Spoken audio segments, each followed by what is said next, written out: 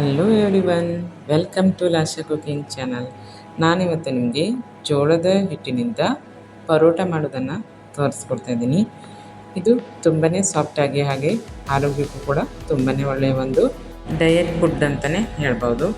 ಹಾಗೆ ನೀವು ಇದೇ ಮೊದಲ ಬಾರಿಗೆ ನಮ್ಮ ಚಾನಲನ್ನು ನೋಡ್ತಾ ಇದ್ದರೆ ದಯವಿಟ್ಟು ನಮ್ಮ ಲಾಶಾ ಕುಕಿಂಗ್ ಚಾನಲನ್ನು ಸಬ್ಸ್ಕ್ರೈಬ್ ಮಾಡ್ಕೊಳ್ಳೋದನ್ನು ಕೂಡ ಮರಿಬೇಡಿ. ಬನ್ನಿ ಇದನ್ನು ಹೇಗೆ ಮಾಡೋದು ಅಂತ ತೋರಿಸ್ಕೊಡ್ತಾ ಇದ್ದೀನಿ.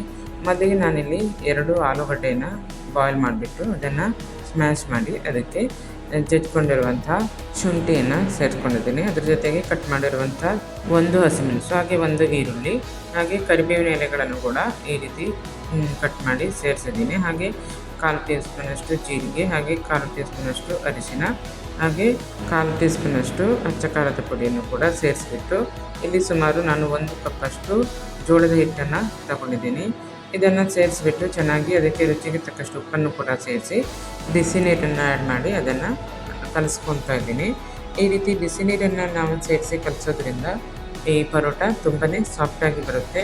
ನೋಡಿ ಎಷ್ಟು ಚೆನ್ನಾಗಿ ನಾದ್ಕೊಳ್ಳೋಕ್ಕಾಗುತ್ತೋ ಅಷ್ಟು ಚೆನ್ನಾಗಿ ನಾವು ಇದನ್ನು ಈ ರೀತಿಯಾಗಿ ನಾದ್ಕೊಂಡ್ಬಿಟ್ಟು ಸುಮಾರು ಒಂದು 15 ನಿಮಿಷ ಅದನ್ನು ಹಾಗೆ ರೆಸ್ಟಲ್ಲಿ ಬಿಟ್ಬಿಡಬೇಕು. ನೋಡಿ ಈ ರೀತಿ ಆದ ನಂತರ ನೆಕ್ಸ್ಟ್ ಅದನ್ನು ಓಪನ್ ಮಾಡಿಬಿಟ್ಟು ಚಿಕ್ಕ ಚಿಕ್ಕ ಉಂಡೆಗಳನ್ನಾಗಿ ಮಾಡಿ ಸೇಮ್ ಪರೋಟ ನಾವು ಯಾವ ರೀತಿ ಮಾಡ್ಕೊಳ್ತೀವೋ ಅದೇ ರೀತಿಯಲ್ಲಿ ನಾವು ಇದನ್ನು ಜೋಳದ ಪರೋಟವನ್ನು ಕೂಡ ಅದೇ ಮೆಥಡಲ್ಲಿ ಮಾಡ್ಕೊಳ್ಳೋದು. ನೋಡಿ ಈ ಸೈಡಲ್ಲಿ ಶೇಪ್ ಚೆನ್ನಾಗಿಲ್ಲ ಅಂತ ಅದನ್ನು ಒಂದು ಪ್ಲೇಟ್ ಇಟ್ಬಿಟ್ಟು ನಾನು ಇದನ್ನು ಕಟ್ ಮಾಡಿ ಸೈಡಲ್ಲಿ ಇರುವಂಥ ಹಿಟ್ಟನ್ನು ಕೂಡ ತೆಗೆದುಬಿಟ್ಟು ಮತ್ತು ಅದಕ್ಕೆ ಸೇರಿಸ್ಕೊಂಡು ನೋಡಿ ರೌಂಡ್ ಶೇಪಲ್ಲಿ ಎಷ್ಟು ಚೆನ್ನಾಗಿ ಬಂದಿದೆ ಅಲ್ವಾ.